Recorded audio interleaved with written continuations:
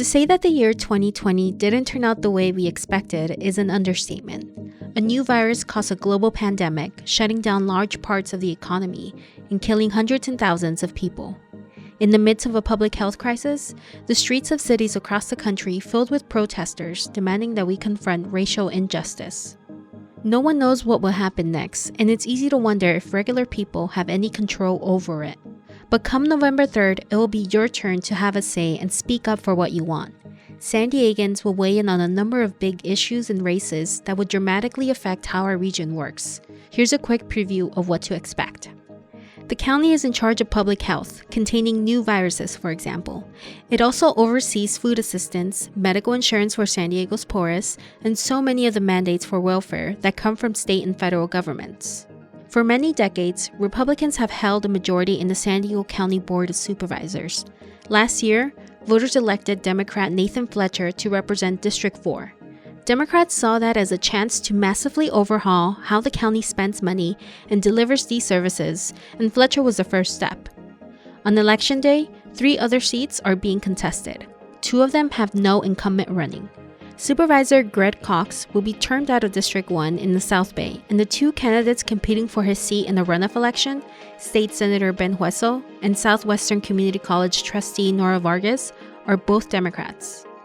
The South Bay was one of the hardest hit areas during the pandemic, and District 1 currently has one of the highest populations of residents who utilize public assistance programs and other county services.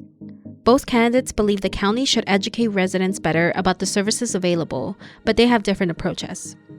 In the East County, District 2 Supervisor Diane Jacob will also be termed out in November. 2 Republicans, former State Senator Joe Anderson and Poway Mayor Steve Voss, are vying to replace her. That means a lot rides on District 3, where Republican Supervisor Kristen Gaspar will defend her seat against Democrat Tara Lawson-Remer, an economist and professor. If she beats Gaspar, the board will flip to a Democratic control.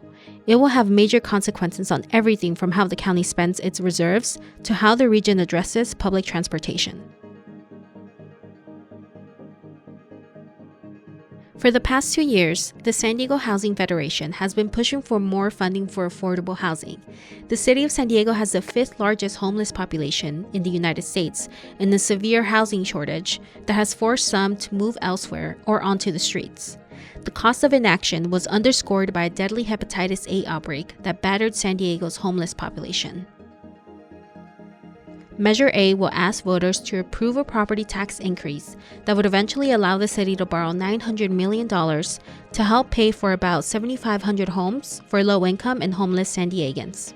As racial justice protests continue to sweep the country, San Diegans will vote on a measure that would overhaul oversight and accountability for the San Diego Police Department.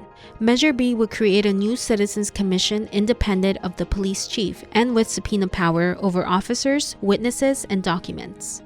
The group will be represented by legal counsel that does not also represent the city or the police department. The new body, called the Commission on Police Practices, will replace an existing oversight board that does not have subpoena power or independent legal counsel and must rely on SDPD's internal affairs investigations when it considers allegations of misconduct. A group called San Diegans for Justice has been pushing for the measure since 2006, but was derailed in the past by both elected officials and the Police Officers Union. Fast forward to today, and the measure now has the support of the San Diego's Police Officers Union, Mayor Kevin Faulkner, and District Attorney Summer Stephan amidst calls for more police reform in the region. City of San Diego voters will also weigh in on San Diego Unified School Board election process. As of right now, candidates in 5 sub-districts face off in internal sub-district contests during the primary election. But then in the general election, candidates must run citywide and reach a larger number of voters. In some cases, candidates have won big with voters in their community during sub-district primaries, but lost to candidates with more money. Measure C will end the current system in favor of district-only elections. After the 2018 election, Democrats gained a supermajority in the city council that gave them the power to override any veto by Republican Mayor Kevin Faulkner. The council has yet to flex that muscle, but its political power in City Hall is about to get even stronger. Councilwoman Barbara Bree will face off against Assemblyman Todd Gloria for San Diego mayor. They're both Democrats, but they have strongly distinguished themselves on some of the city's biggest issues, such as homelessness and police reform. The outcome of the mayor's race will also have major implications for housing and transit policy, not just in San Diego, but across the region. Gloria is openly supportive of plans to invest more in buses and transit and build more densely, while Bree is more skeptical. In messages to supporters, she said more housing would destroy neighborhoods and called public transit investments out of date. Bree and Gloria both oppose the push to defund the police, but differ on how they will address police reform. Bree advocates for more police training and data on police conduct to better understand the problem. Gloria, on the other hand, wants to take a closer look at how police funding is being allocated and stop the criminalization of the city's mental health and homelessness crisis.